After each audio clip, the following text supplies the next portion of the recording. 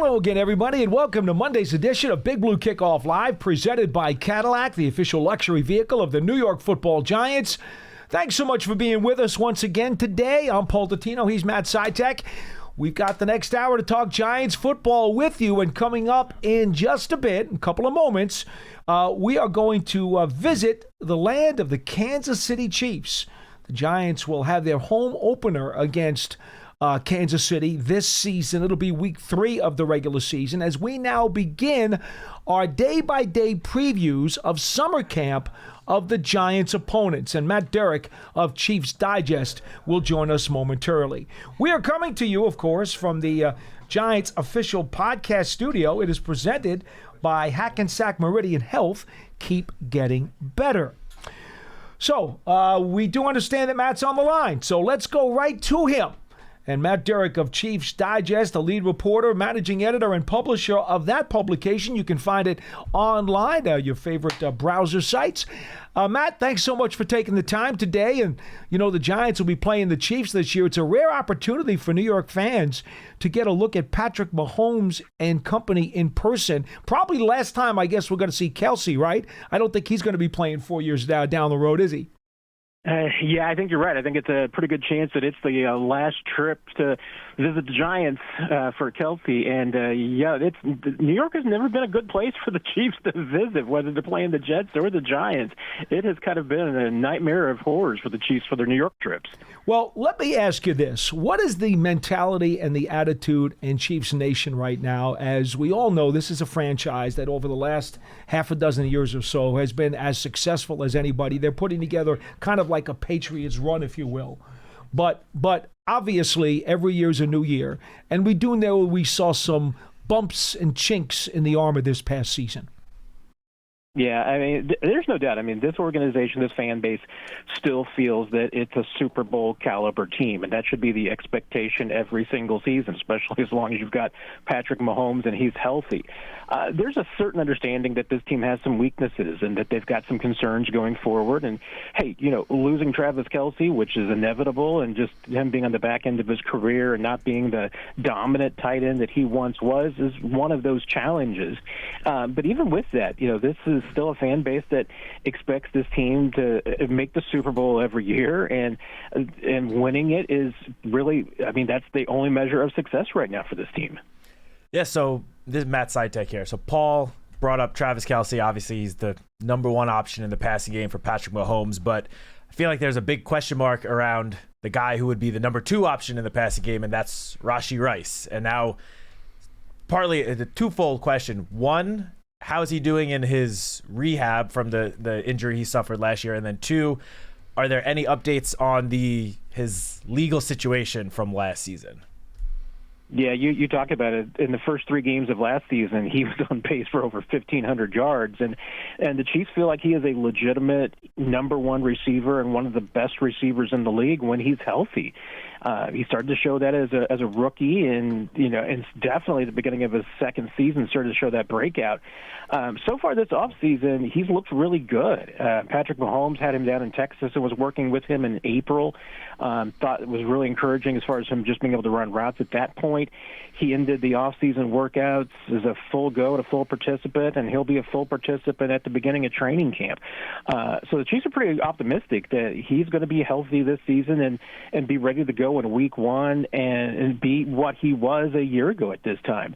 The legal course with him is continuing to be ongoing. We're on 2 years now of this, and no end really appears to be in sight. And as we all know, the NFL typically does not hand out any punishments until legal journey has completed, and at this point it looks like that may once again extend into the season and maybe into next off season. So I'm not certain that we're going to see any suspension from Rashee Rice this season. Is it necessary for that wide receiver room to step up, no matter who's available or who's going to be able to solidify the top spots on the depth chart, because Kelsey is older? And I know last year, right, he caught almost 100 passes. So it's kind of laughable, right, to say that they're not going to get the production out of him that you're used to. But the bottom line is he's getting closer to retirement now. And there's going to be, at some point, a cliff there where his production is not going to be what they expect. So do they have to get more out of their receiver room? Oh, 100%. And that's been the case each of these last two seasons. It's been the underperformance of the receiver room that's really hurt this offense. I mean, they've been 15th in the league the last 2 years, and that's not what this offense is used to. And the biggest reason why has just been an underperforming receiver group. I think 2 years ago you just saw a lot of players start to deteriorate, and in the second half of the season it was really Rashee Rice as a rookie coming through and really bailing out that team. Last year, with all of the injuries that they suffered, it was again a rookie. It was Xavier Worthy really bailing out that receiver room. Now they're hoping that if with Rashee and with Xavier Worthy both healthy, if they can keep Hollywood Brown healthy as well, they've got a draft pick in Jalen Royals that they really like, fourth-round pick, and Juju Smith-Schuster is back for a full season, a full off season.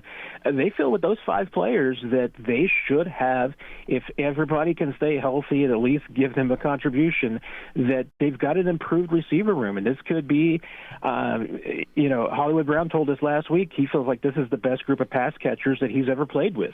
It might very well be true, but we're only going to know it if they can stay healthy. Yeah, and not only that, but I feel like, the Chiefs' receiver room will only be able to reach their potential if Patrick Mahomes is given the protection and the time in the pocket to, hit those guys on their routes. The last time we saw the Chiefs was obviously in the Super Bowl, which did not go how either of us would have hoped, and I'm sure how you would have hoped as well against that Eagles pass rush. We were with you, Matt. Trust me. But I bet you were. So I know that the Chiefs traded away one lineman, drafted another, but how does the offensive line group look going into this 2025 season? Yeah, and you think about it, there's a lot of just questions and drama at almost every position on this offensive line. Obviously, the biggest focus is at left tackle. Chiefs drafted in the first round Josh Simmons from Ohio State, who healthy would probably have been the number 1 tackle in this year's class. Sure. The problem is wasn't healthy. I mean, he's coming back from a patella tendon injury. He was virtually a full go by the end of off-season workouts, and the Chiefs feel like that right now he ended off-season workouts at a point where they were hoping he might be in like mid-August. So he is definitely ahead of schedule. He's going to compete with Jalen Moore, the free agent signing from the 49ers for that left tackle position. And Simmons may very well win it. I mean, it's just going to be a question of how healthy he is and whether or not he's returned to his pre-injury form. They got to replace at left guard Joe Thuney.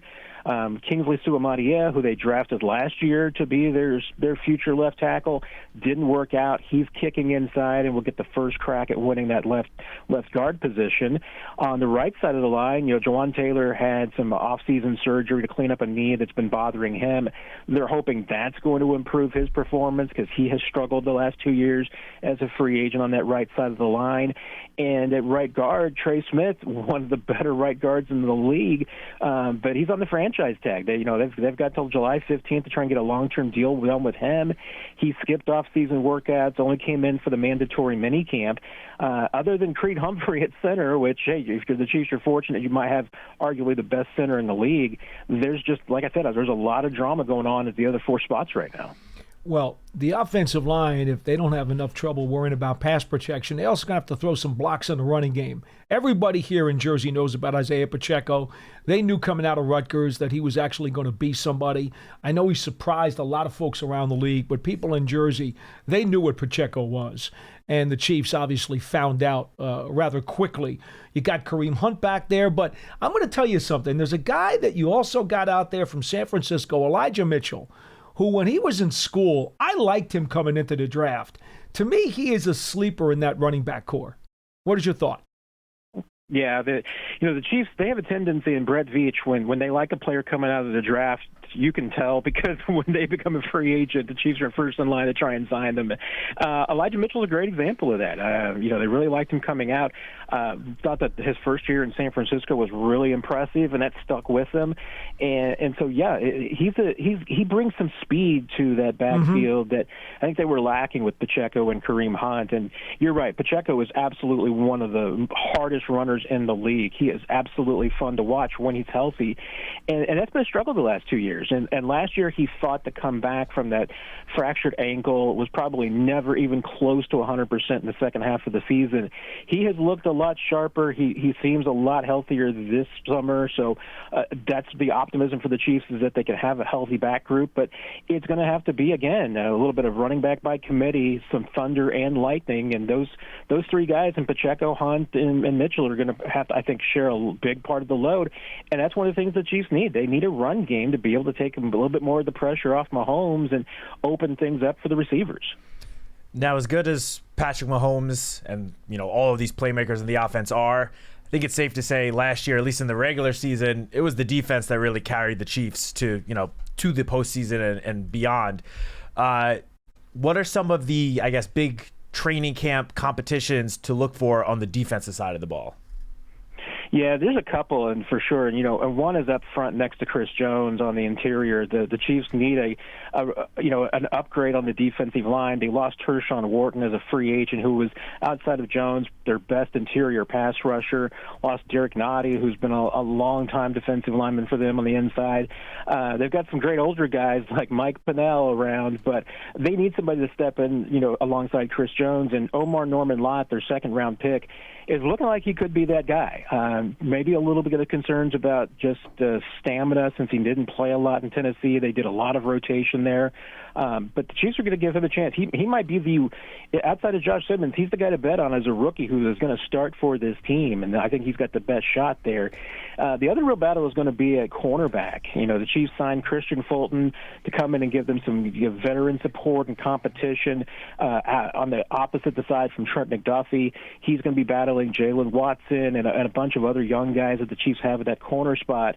But they need one of two things. They either need Christian Fulton to come in and just be a dominant number 2 corner opposite McDuffie, or they need Watson to rise to the challenge and win that job. And either way, competition-wise, I mean, that's going to be great for the Chiefs. They need both those guys to step up, because let's face it, you can never have enough guys that can cover.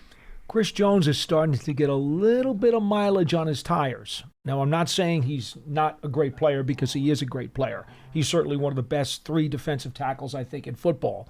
But he's starting to get up there just a bit. How much does Karlaftis have to step up his game to make sure that Jones can still do what he wants to do? Oh, I don't think there's any doubt, and that's one of the problems last year, is just that, with this team's drop in pass rush production, Jones's sacks dropped. That was it. Otherwise, his hurries, his pressure rate, all of that was fine. It was great. He just wasn't getting to the quarterback. And why? Well, Charles Omenihu was banged up. They had some problems with depth at defensive end, and George Karlaftis is a big part of that. I mean, they need him to step up to be the first-round pick that they made him to be a couple of years ago. They're really depending on him, and obviously he has shown a lot of potential, but they need him to come out and be a double-digit sack producer consistently. And if they can get that kind of 1-2 tandem going and try to open up things, I mean, the attention that Chris Jones got last year with the double teams and the triple teams, I mean, Karlaftis, Omenihu, Mike Dana, the third-round draft pick Ashton Gelati, Chris Jones is going to make it so that you're going to get a lot of one-on-one matchups. You got to win those as an edge rusher when you're given them, and that's something that this team just didn't do last year. Yeah, and if they don't, Chris Jones is going to get old and beaten up really fast. Yeah, I mean, he's already hitting 30, so, for Chris, are his best years behind him? I think he still might be in the tail end of his prime. We saw a couple of years ago he had a sequence where he did exactly this. He had a lot of production as far as pressure rate and hurries one year, but they didn't translate into sacks. The next year they did. He had another, double-digit sack season. Last year the metrics were there that he just wasn't getting the quarterback on the ground. Has a tendency sometimes to swing the other way. So it wouldn't surprise me if Chris's numbers went up this year. He is certainly remains dedicated and motivated. He's sometimes been kind of in and out during OTAs, but he was with this team all through the off season, and I think that's just another indication about his dedication and his love of football. So we talked about the guys up front, talked about the guys in the secondary, so might as well touch on the middle level of the defense as well.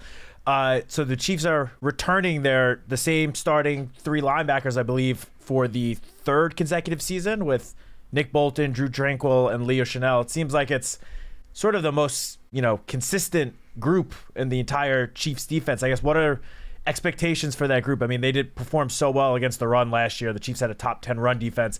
What are the, expectations for these three players, especially Chenal, who's the youngster of that group?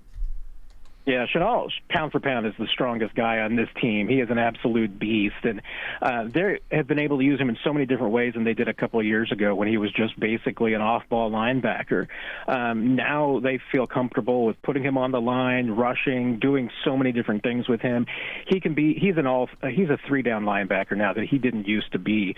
And make no mistake, you ask Steve Spagnuolo who is the most important player on his defense, and he will probably say, other than Chris Jones and Trip McDuffie, he might even say first, it's Nick Bolton. That's the guy that he has such a high football IQ. His ability to set the defense and make decisions on the field and to make quick reactions when the Chiefs need to get in and out of different looks. Bolton's the one that drives so much of that, and Spagnuolo will tell you that the complexity of his defense and the blitzes that he can call is all because of Bolton, and that's why the Chiefs made it a priority to keep him in the off season. And one of his deficiencies in the past has been as a pass coverage linebacker, and I feel like I've seen an improvement this summer and this spring so far as his pass coverage ability in OTAs. We'll see if that's real or if it disappears when the pads come on. But Bolton's been pretty impressive, and again, injuries have been an issue for him the last couple of seasons. He looks healthy right now. If he can stay healthy for a full 17 games, that's going to be a huge boost for this defense. Matt, I can't believe we've spoken to you for almost 15 to 20 minutes and haven't really asked you one thing about Patrick Mahomes yet. I don't know how that happened, but somehow it did. Is that because we just all know he's the greatest quarterback on the planet and there's really nothing to ask you about? But in all honesty, he's fought off some ankle injuries the last couple of years. He's shown his toughness, he's shown his grit, he's shown his guile. But my goodness, the Philadelphia Eagles really did a number on that offensive line and got after him like pit bulls during that Super Bowl. What is your impression of how he has reacted to that? Because I don't think, now you're there watching the Chiefs every day, I don't think I've ever seen him under that kind of duress before. How is he going to respond to that or react to that? Because he knows, as well as everybody knows, that he's going to need some help from that O-line, or operating behind those guys is not going to be very fun. Yeah, I mean, I think the only other game I've seen him under that kind of duress was really, Super Bowl 55 against the Buccaneers, when he famously scrambled for about 500 yards behind the line of scrimmage in that game. And, and I think it was just a little bit of evidence maybe of age, but like you said, mostly the ankle injuries and some dings, that he just didn't have that kind of mobility and strength against the Eagles to kind of keep things alive the way that he did against the Buccaneers. But even then, again, that was kind of a dominating loss that the Chiefs suffered in that one. Those are some commonalities in both those games, is that the offensive line got beaten up. And that's something that has to improve. Obviously, the Chiefs not only have to be better, I think they need to be more creative. The Eagles exposed a lot of problems with that offensive line, maybe even some just tells that the Chiefs had, and things that had gotten stale. They did a really good job. Vic Fangio absolutely exploited a lot of things. But you're right. I mean, I haven't seen anything that Patrick Mahomes can't do. And there's absolutely no doubt to me that he is the most competitive player in the NFL. I mean, I think you see that with just some of the videos and the things that you see out there.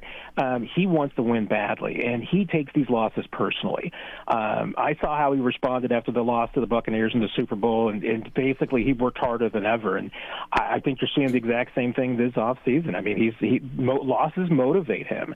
And this entire organization, hearing from Brett Veach, he's talked about the fact that he looks back at this team's record and see that they went 15-2 last year, and because of the Super Bowl loss, they feel like there's no way this team went 15-2. It had to be like 11-6, right? Because they just feel like that this season was such a disappointment because of the way it ended. But Mahomes, he's the guy that sets the tone for that entire team, and I don't think there's any doubt. I mean, they're going to come back with a redoubled effort because Mahomes is going to force them to. Matt, before I let you go, I would be remiss if I didn't ask you about Steve Spagnuolo, a favorite of mine, a personal friend of mine, and a guy who I have the most absolute positive respect for, and just the utmost class of a guy. What I want to ask you is this. There was an interview that he had with the Jets. I guess it was last year. They did a Zoom interview.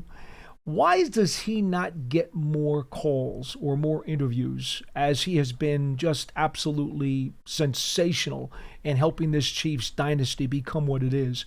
Why does he not get more interest around the league?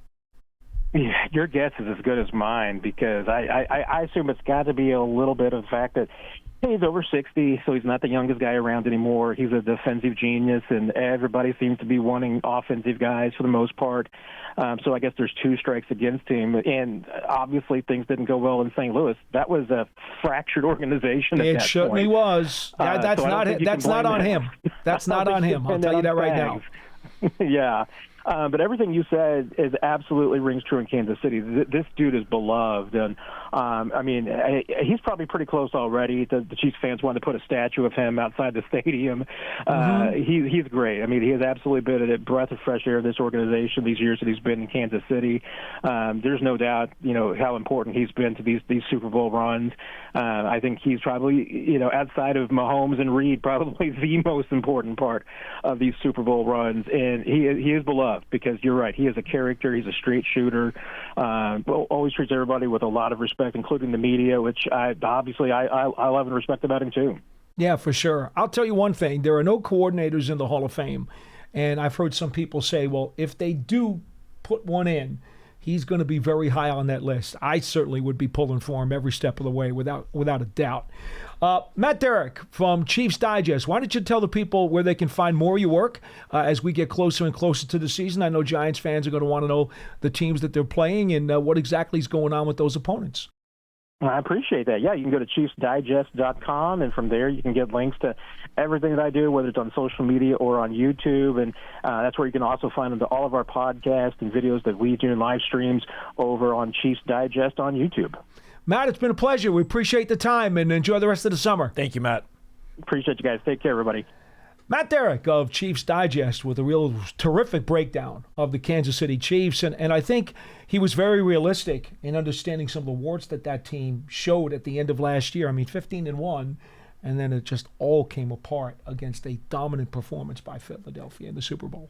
Yeah, I mean, the performance of that defensive front from Philadelphia in the Super Bowl, that was an all-time performance. I mean, You look, and Patrick Mahomes was just in constant duress the entire game, and then you look back at the stat sheet after, and you see that the Eagles barely blitzed. They were getting this pressure with 4 guys it was the sick. Entire game. There was no need to send an extra blitzer. I think it was only a handful of plays throughout the entire game that they sent more than just the front 4, and it was more than enough. So, yeah, I mean, look, any team that has Patrick Mahomes at quarterback and Andy Reid as head coach, that team is just going to be a contender every season going into the year. There's no doubt about it. But I think that Super Bowl game showed that there are some, cracks in the armor of that Kansas City dynasty team that, to be 100% honest, and even more so after hearing from Matt, I don't know if they really addressed all of those potential weaknesses. I mean, especially on the offensive line. I mean, I love Josh Simmons. Again, I agree with Matt. I think he would have been the number 1 tackle without a doubt had it not been for his serious injury, but sounds like he's healthy now. That's great. But they added him, but traded Joe Thuney, who was a veteran guard, a very good veteran guard, and it doesn't seem like they have like a rock solid option waiting in the wings to replace him. So unless some of these somewhat lesser named guys can really step up, I don't know if their pass protection got any better from last year. No, I think they were in a bind because it was either Thuney or Smith. One of those guys was not going to be able to stay because of their cap problems. Yeah. Right? And they wound up franchising Trey Smith.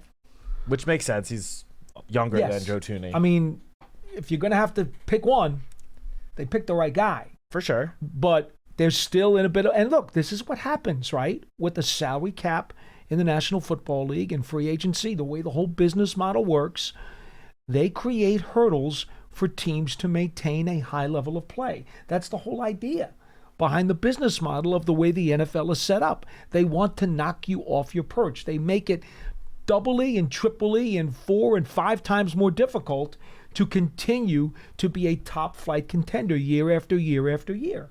That's the way the league's designed. So, we shouldn't necessarily be surprised that all of a sudden, even after a 15-1 regular season, that the Chiefs are showing some dings in their fender, and they don't have the money to go out and get what they need to get to repair it. Okay, well, too bad. I get that. It's just given, again, that Super Bowl showed that there are some weaknesses, especially up front in the offensive line. And yet the selection of Josh Sims, I think that's going to be a big boost to the left tackle position. They were lucky to get him. But then if he's not hurt, they'll never get him. Oh, 100%. But they had, 1, 2, 3, 6 more picks after that. Yeah. And they didn't use a single one on more offensive line pieces. That's surprising. Including they had the 63rd pick, which they picked Omar Norman-Lott, who I think we both liked a lot. Yeah. And I think he is a great piece to play next to Chris Jones.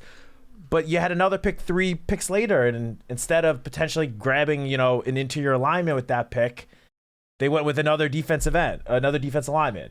Yeah.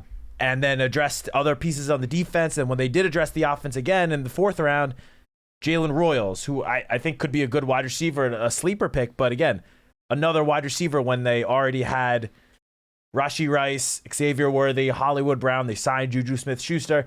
It just seemed like less of a position of need. And then even in the 7th round, Brashard Smith, I think we both agreed he was a pretty good sleeper pick at day 3 at the running back position. But not bad. We just said they have Isaiah Pacheco. They signed Elijah Mitchell. They brought back Kareem Hunt. There are some of these picks. Look, I'm not a NFL general manager, nor will I ever be. So I don't want to really, throw doubt at the GM's picks. But given how the offensive line kind of, failed Patrick Mahomes, especially in that Super Bowl, I'm just a little surprised that they did not address the offensive line more in the draft, given their cap problems, and given the fact that the 2 most rock-solid pieces on their offensive line, Creed Humphrey and Trey Smith. Creed Humphrey, I believe, was a 4th-round pick, 3rd or 4th-round pick. Yeah, Trey Smith was a 5th or 6th-round pick. Why not take another chance at landing a guy like that, especially when the offensive line clearly is the weakness of your offense? That's the one thing that I just don't preach, fully Matt. get. I got no problem with this because the Giants play them in week 3 of the regular season. And with this Giants defensive front that we are projecting, I'm just saying, if you're looking for an Achilles, they've got the Achilles that the Giants should be able to take advantage of. If the Giants can I'm just saying. If the Giants can slow down the Chiefs' run game in week 3, then I don't see how that this offensive line will be able to contain the Giants' pass rush. I'm not saying that. I'm not predicting anything in terms of a win-loss because it's still Patrick Mahomes and Andy Reid. We don't have to predict anything. And the Chiefs, but on paper, I don't see how this current group of offensive linemen, how they're going to slow down the Giants' pass rush. If everyone's healthy. Let's just say this. Everybody and their grandparents are going to pick the Chiefs to be a heavy favorite in that game. Yes. There is no doubt in my mind. And then there's going to be some of us who are walking around this building with a smile that week, saying, we may know a little something that you guys don't. And that is this defensive front may just make Mahomes' life miserable. All I'm going to say is week 3, Sunday Night Football. The Giants will be in prime time for the first time this season, of course. That's the one whammy that could hurt this team because prime time has been horrible to the Giants. But, and I'm not putting it all on one person, but a lot of those primetime losses in recent years was with, a certain quarterback that seemed to just not perform well in prime time. Don't beat on him. Let him go. Let him go. But my point being, I'm only bringing this up because it's week 3, Sunday Night Football in prime time. I have a feeling that's going to be Abdul Carter's coming out party to the NFL and to the entire country, really showing out, be like, hey, I was the best player in this draft. I'm happy that I ended up with the Giants at number 3, but I should have been the number 1 pick, and I think he's going to show it in that game. Matt said it on June 23rd. June 23rd. Okay? June 23rd. Abdul Carter, NFC Defensive Player of the Week. Getting after Patrick Mahomes against the Chiefs in prime time as the Giants roll. Okay. Our number, 201-939-4513. You can find us on Twitter at #GiantsChat. And as always, if you don't catch the show live, our entire podcast network is available on the Giants mobile app, podcast platforms everywhere, and at giants.com/podcasts. Let's go to the phone lines and open things up so you guys can participate in the show. Cliff in Galveston, Texas, you're first on Big Blue Kickoff Live. Hello. Hi, can you hear me? Yes, hi, Cliff. Yeah. What's up, Cliff? My name is Chris. I'm from Chris. Dallas, Texas. Oh, I am sorry. I am sorry. No it says worries. Cliff on the computer, No worries. but first of all, I want to say I completely agree with you guys. I think week 3, that could be an opportunity for the Giants to shock the league. I mean, when you look at this defensive line, especially plugging in Abdul Carter, go back to that Cowboys game when they played against the Chiefs. Micah Parsons was running havoc against that Chiefs backfield. But I just want to say, Paul, you and I, we had spoken a couple days ago about the offensive line and Wan'Dale Robinson on New York Giants on SI on your show. yeah.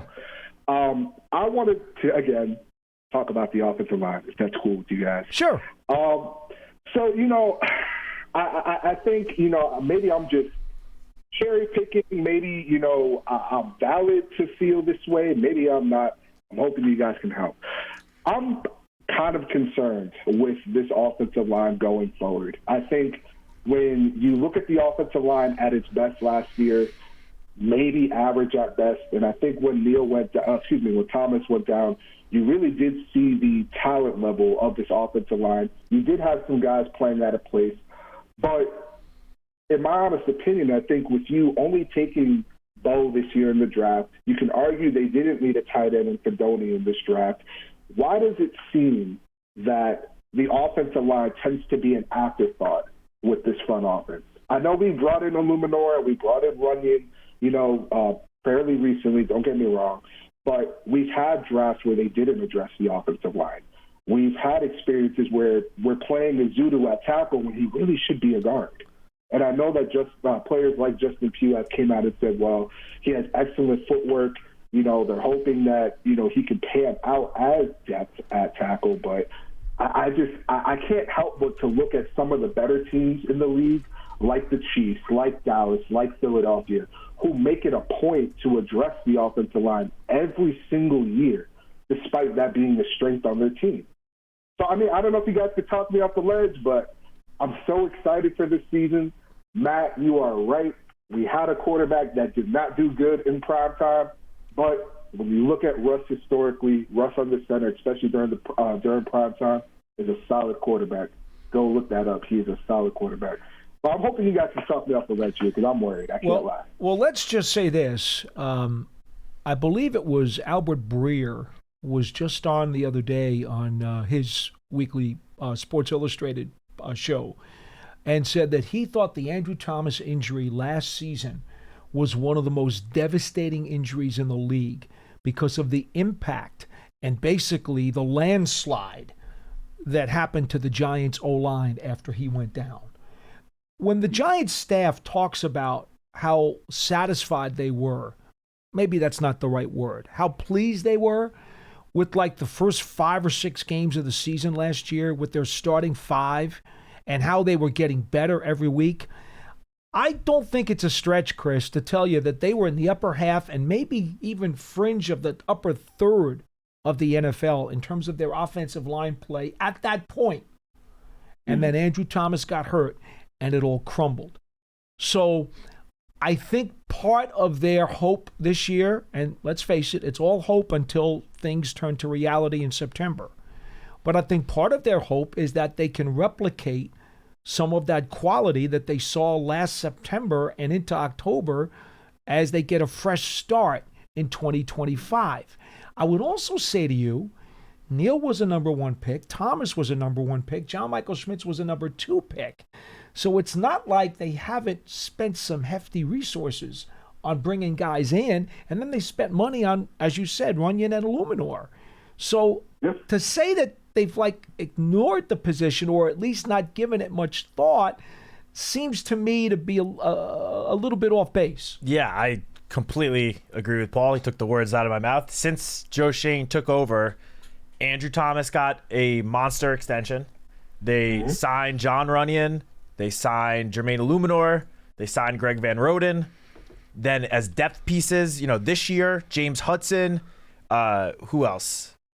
Austin Schlottman was last season. Well, they signed Forsythe Stone Forsythe. Right? They brought Aaron Stinney in last year, and then again this year. Drafted John Michael Schmitz in the second round.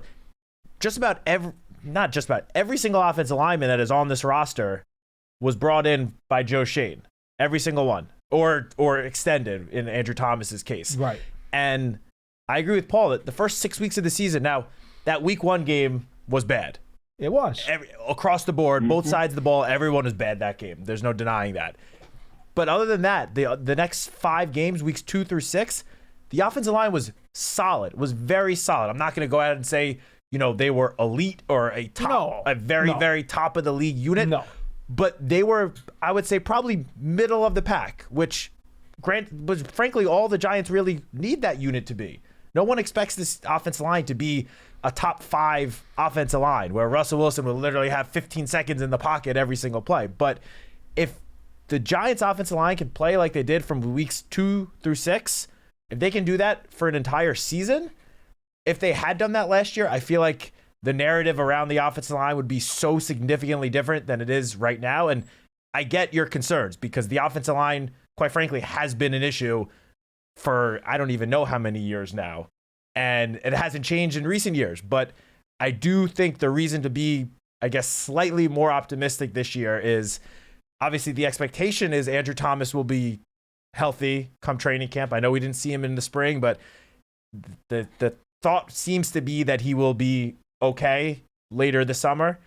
And with the other 4 guys, and now there's some serious depth behind those starters. I mean, obviously, if Andrew Thomas were to go down again, that would be a huge blow to the offensive line, no doubt, because he is an all-pro.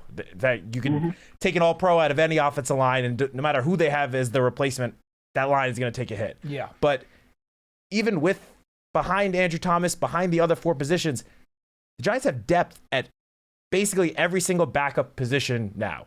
Every single position has a backup that has pretty serious NFL experience, which last year that was not the case. I will say that was not the case. And clearly going into this offseason, improving the offensive line depth was a priority because we saw the Giants brought in James Hudson pretty early in free agency. They brought in Stone Forsythe pretty early in free agency. They spent the pick on Marcus Bowe.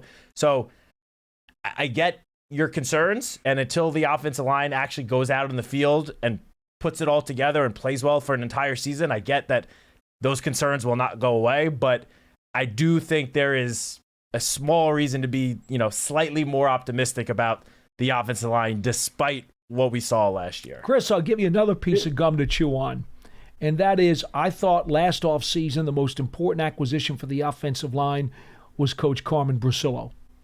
And I think he showed how valuable he can be when he had that line early in the season. Once the petals started to fall off the flower and everything collapsed and the deck of cards just was a mess on the table, it's pretty hard for anybody to make chicken salad out of you-know-what. I mean, it just got to be really messy. Right. And I don't blame him or hold him accountable for that at all. I think he did everything he could to try to keep some semblance of order amongst that offensive line. So I will say this. You got Carmen Bracillo now for a second season. That's a big deal for me. It's a very big deal for me because I have more faith in him as an offensive line coach than anybody since Pat Flaherty was here.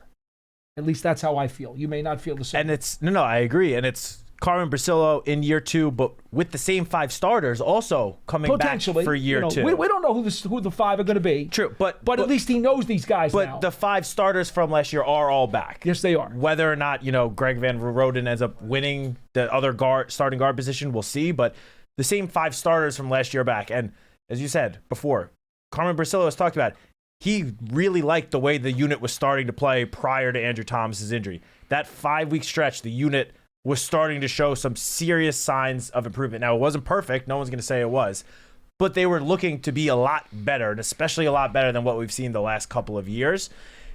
Again, and especially, Evan Neal has obviously not lived up to expectations the last 3 years, but there is, some encouragement now that he's moved inside that he could potentially, and it's a big if, but potentially turn his whole career around with this move inside to guard. And as you mentioned, who knows? He could end up winning the starting guard position. We don't know, but just... Well, I want to say this much, and not to cut you off. Because I agree with you. I mean, you are seeing former first-round pick, especially at the tackle position, transitioning inside. We saw it with Mekhi Becton. We're seeing it with Neal. The Saints, they just announced, I believe the other day, that they're moving their former first-round pick inside. I believe it was Trevor Penning, his name was. They're moving him inside. I didn't see that announcement. So, is he going to guard? Yes, he will be going to guard. Okay. That is on their page. Okay. I guess for me, because I agree with a lot of the points of what you guys are saying. And I guess I didn't mean to phrase it in the sense of they have not addressed it, because they have. I guess they haven't. What I meant to say is they haven't hit on a lot of those picks. They've thrown the darts, but they haven't hit a lot of bullseyes with those darts. And it's easier said than done, of course. But I worry about Jackson Dart next. And this is so far down the road. But next year, going into an offense where you still may have Thomas there, especially if he's healthy. We don't know if Illuminor is going to be here. We don't know if Neal is going to be here. Hopefully, he could turn things around. We don't know if Van Roten's going to be here. So there's just a lot of guys that we have here currently that may not be here next year, and we're hoping that the guys that we can bring in can gel and protect our possible future franchise quarterback. And all that I ask really is, if Joe Schoen is retained, which we all hope that he is, just attack that offensive line the same way you do with bringing in a player like Darren Waller, who you can argue the Giants really didn't need. You go and signing and trading for Brian Burt. I really would like to see him, next, especially this free agency coming up next year, to really attack the offensive line, because we have a lot of what ifs and a lot of I hopes. Yeah, on this Chris, offensive line instead of solidity. I'll let you go with this thought, Chris, and I appreciate the call. Thank you very much. Please, keep listening to the program. I'll send you off with this, though. I think what the Giants have done, their philosophy, their strategy here, has been to try to get the offensive line to play at a satisfactory level through quantity. You heard Matt earlier say in the program they didn't have enough depth that they could reasonably count on to get the job done. So what have they done? They've added a lot of quantity. That offensive line room is busting at the seams. They can't even fit the guys in the door. There's so many guys, candidates in there, hoping that if you've got a lot of numbers, that will suffice. And somehow between those numbers, you'll have 5 guys who can somehow raise their level, become starters, and get it done. I think in general, the philosophy has been to add quantity to that room because, quite frankly, adding top-flight offensive linemen is incredibly expensive. Incredibly expensive. And with the Giants having an understanding that their defense, they want the defense to drive the wagon here. That's the idea. They want this team to climb the ladder in the NFL by riding on the shoulders of the defense. This is a defensive-first team. I think we both agree. Yep. So if you're going to go that route, you're going to spend your premier bucks outside of, obviously, Andrew Thomas. Okay. You're going to spend more of your premier bucks on some of those defensive players. Obviously, they spent big money on Holland and Adebo and Brian Burns when they made the trade for Burns. Bobby Okereke got some good money. Dexter Lawrence got re-signed to a big contract. Because we all know defense wins, right? Defense is the best way to contend, best way to be competitive. Load up your defense. And then maybe you just get quantity on offense and hope that some guys are going to be good enough. I understand the philosophy. Makes sense. No, it does. And, I have obviously not spoken directly to Joe about this, but I feel pretty confident in saying that if Jackson Dart, or when Jackson Dart eventually gets into a game or games and takes over and shows, at least some promise. He doesn't have to go out there and light the league on fire, but enough confidence where the Giants are going into next year being like, we think we have our guy here. Right. If that is the case, I can guarantee you there will be resources put towards the offensive line in the offseason. Oh, I agree Whether with that. it's bringing back, guys like Jermaine Illuminor, Greg Van Roden, signing other guys, drafting guys.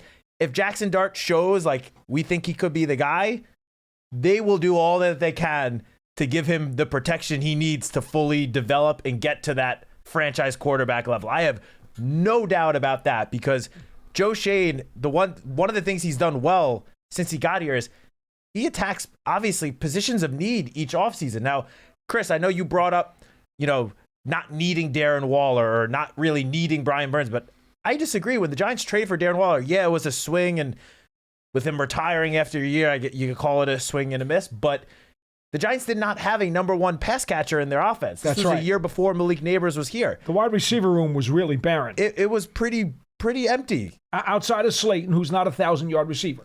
There was Slayton. There was Wan'Dale Robinson, but who was coming off of his season-ending injury as a rookie. Jalen Hyatt this was before Jalen Hyatt was even drafted. So there wasn't, other than Darius Slayton, there wasn't a whole lot that they knew that they could count on. So I think that the swing for Darren Waller was warranted for sure. Yeah, I didn't Obviously, have a problem it didn't end up playing out how they would have wanted, but I don't think anyone predicted him retiring so early just after 1 year.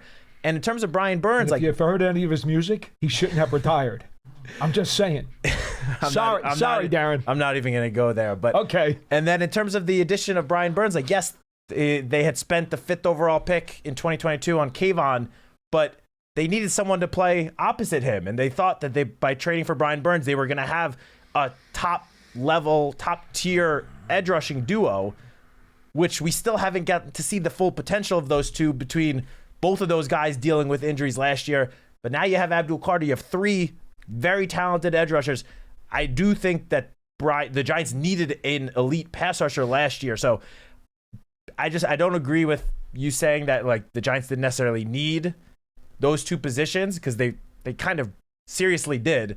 And just to piggyback off of that, the offensive line, they will address it in the offseason if Jackson Dart shows promise, or even if the offensive line does not perform up to expectations this year, they will go out and get guys next year then that they hope then will be able to take the offensive line to where it needs to be. But point just being, Joe addresses areas of need. He's done it every offseason since he got here. Yeah. I have no doubt that he will do it again when it comes to the offensive line. Yeah. Our second bold prediction, to piggyback off of his, on June 23rd, 2025, I say the Giants will pick an offensive lineman no later than the 2nd round in the April draft. Yeah.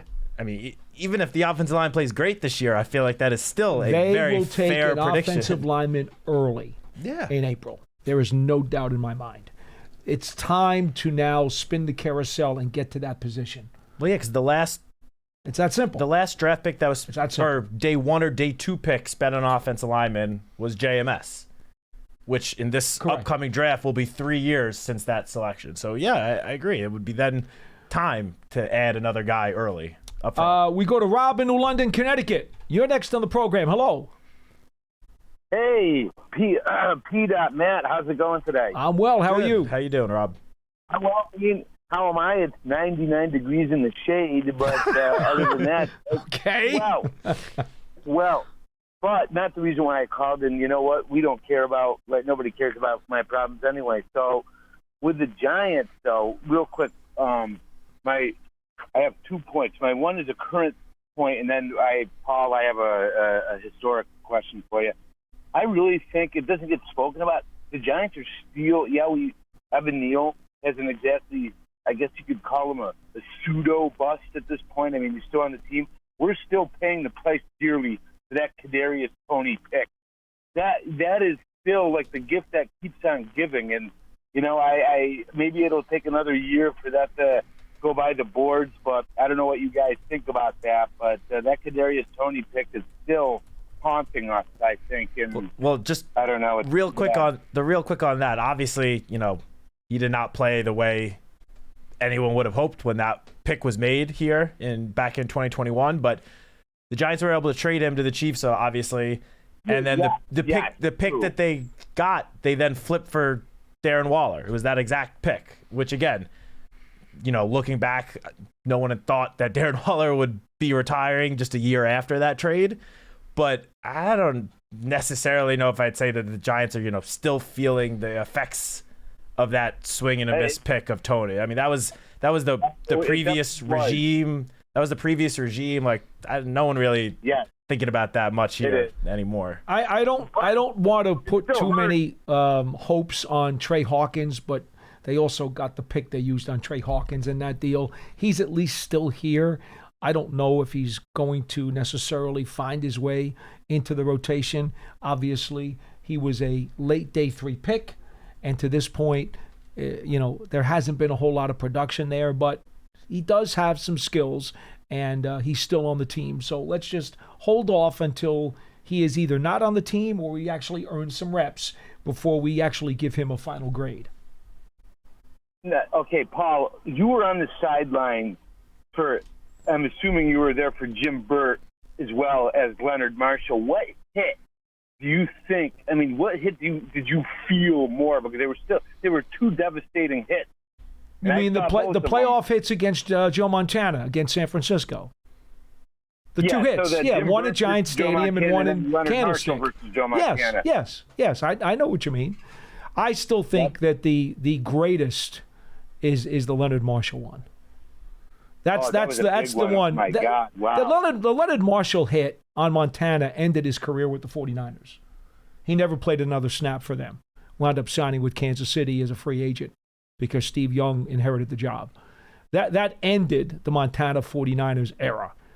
So, and really, when you think about it, if you remember the play, Leonard Marshall actually was down on the ground. He had made the pass rush from his end position and actually had gotten knocked down and was crawling on his hands and knees to get up as he chased Montana in the pocket, got to his feet, and then absolutely blew him up.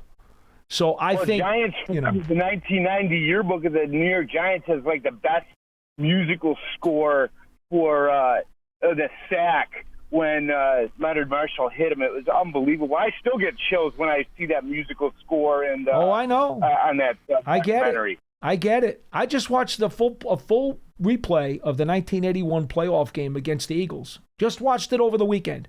I had to do it. And I had goosebumps all up and down my arm. It was incredible. Watching Rob Carpenter do his business and, Wally Henry with the fumbles and LT with all the pressure that he was putting on them. It was, great moments in Giants history. When you go back and you watch them again, if you're watching them as not necessarily even a highlight, but if you're actually watching the actual game tape itself, man, oh man, that stuff, it doesn't get old. It just doesn't. I'm sorry. It doesn't. Hey, do you think we have a potential of a new Big Blue wrecking crew with the people of, the good old days of like the linebackers that are well, Pearson Butler, Pearson Butler, who just walked back in the room, one of our producers on the program, is trying to come up with a name for the 3 pass rushing linebackers. So if you'd like to make a suggestion, we're kicking a few of them around. They're going to have to do something first, though. We can't give them a nickname. Well, you got to include Dex in the group. You can't do just the edge guys. It's the whole pass rush. Whatever it turns out to be, we're open to suggestions on this program. And if after a month or so they're beating the stuffing out of people, we're going to have to give them a nickname. So we're open to suggestions.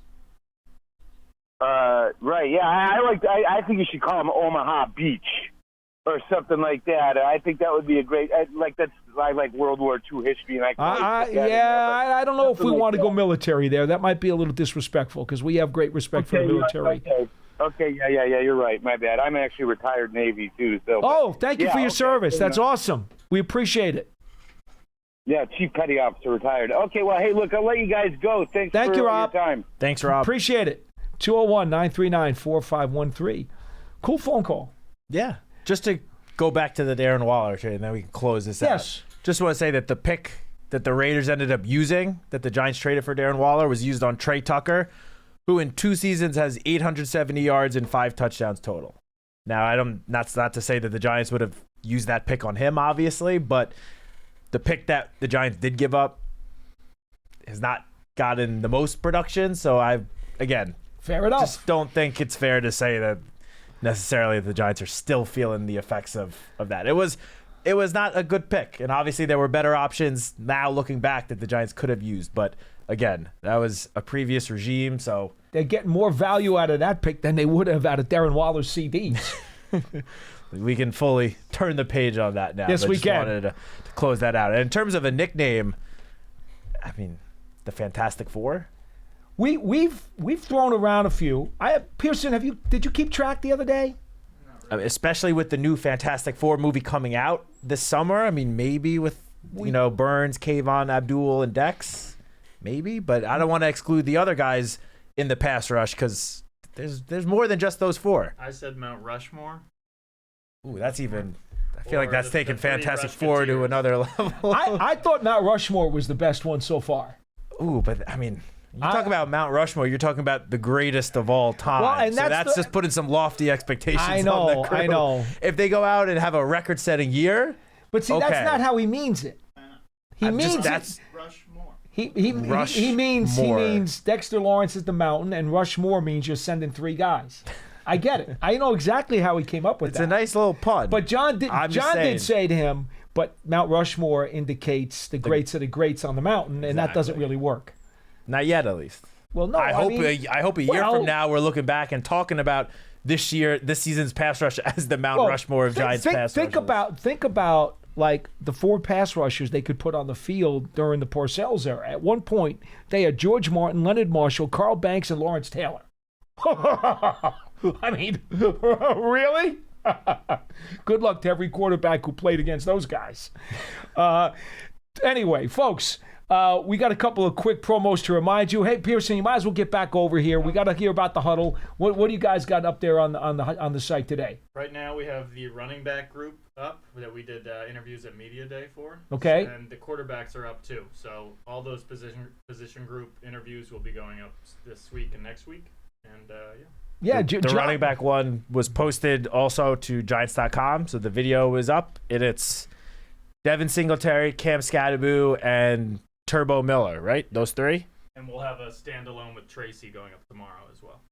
There you go. So you'll hear from the top four of the top running backs on the Giants roster between today and tomorrow. Plenty available. And if that's not enough and you missed the beginning of our program, go back and listen to Matt Derrick of Chiefs Digest as we previewed the Giants and Kansas City Chiefs game, which will be week 3 of the regular season right here at MetLife Stadium in prime time. And Matt is already predicting the Giants win.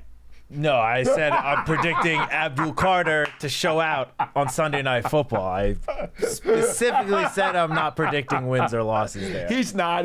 I'm just giving him a But hard also time. just the huddle that Pearson mentioned that went up on Friday, the Giants quarterbacks. John sat down with Jackson Dart and Jameis Winston, which, the first-round pick. And Jameis Winston, Mr. Bubbly personality. Mr. Fun. Mr. Fun. Mr. Fun. So that is also up. Highly recommend giving that a watch. Also, Giants season tickets for the 2025 season are available if you want to hang out at MetLife Stadium with the ball club this fall. With a membership, you stay connected to the team all year round, not just on game days, with exclusive member access and benefits. To learn more about a New York Giants season ticket membership, visit giants.com/tickets. And of course, as always, the Giants TV is a free mobile app.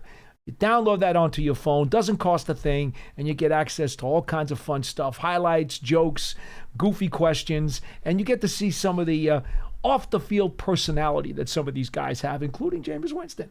He certainly has personality. That's for sure. He is a character. There is no doubt about that. We thank Matt Derrick, the publisher, lead editor, and lead writer for Chiefs Digest, for joining us today. If you go back to the archive again, first 25 minutes or so, we previewed the Kansas City Chiefs, the Giants' Week 3 opponent.